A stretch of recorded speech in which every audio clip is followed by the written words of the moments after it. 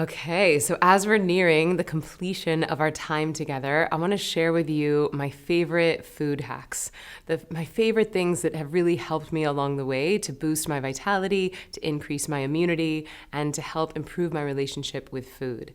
So, one of them I mentioned earlier on the conscious consumption, and that's hot water. So it's so simple, it's so cheap, and it's simply just having a cup of hot water before your meals. This is a great way to hydrate, it's a great way to cut the acid in your system, and it's a great way to start eating more intuitively.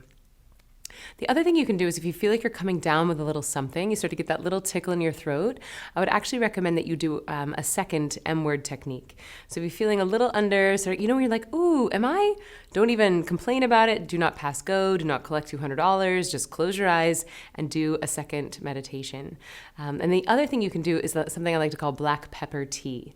And it's really simple. You just boil some hot water, take an organic black pepper grinder, and grind 6 or 7 grinds into a teacup. Let the grind settle and then drink the water. It should be hot enough and spicy enough to where it induces a little bit of a fever, to where you get a little bit hot, so where you sweat out the cold. And you want to do that every 2 to 3 hours. Now, I travel a lot, and as you know, flying is very tough on the body. Anytime the human body moves faster than it can run, then you're actually burning up something that I call adaptation energy. So imagine how fast you're moving through space. You've got the dehydration of the plane, you're changing time zones, and you're breathing recycled air. And all of this can really, stress your immune system. So when I fly, I like to use something called oregano oil. I brought a little prop here to show you. Any brand is fine. Just make sure that it's organic.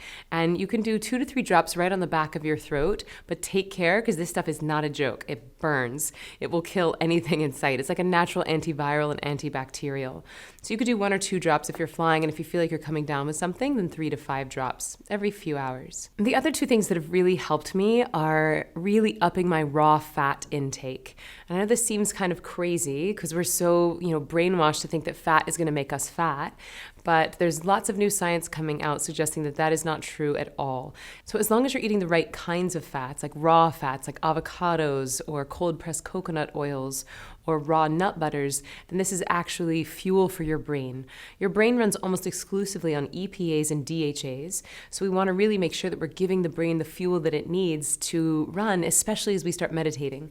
Because when you meditate, you're actually taking your brain to the gym, so you might start needing more fat as you start a practice. And then finally, the thing that I love so much is starting to eat seasonally. And I think it goes without saying that we want to be eating real foods, not food-like products. And sadly, when you go into most grocery stores today, it's not food anymore, it's food-like products. It's chemicals filled with sugar and wrapped in plastic. So I invite you to, when you go in the grocery store, just ask yourself a question. Is this a food? Did it come from the earth? Or is this a food-like product that has been, adapted and mutated and processed and filled with sugar and chemicals and then wrapped in plastic?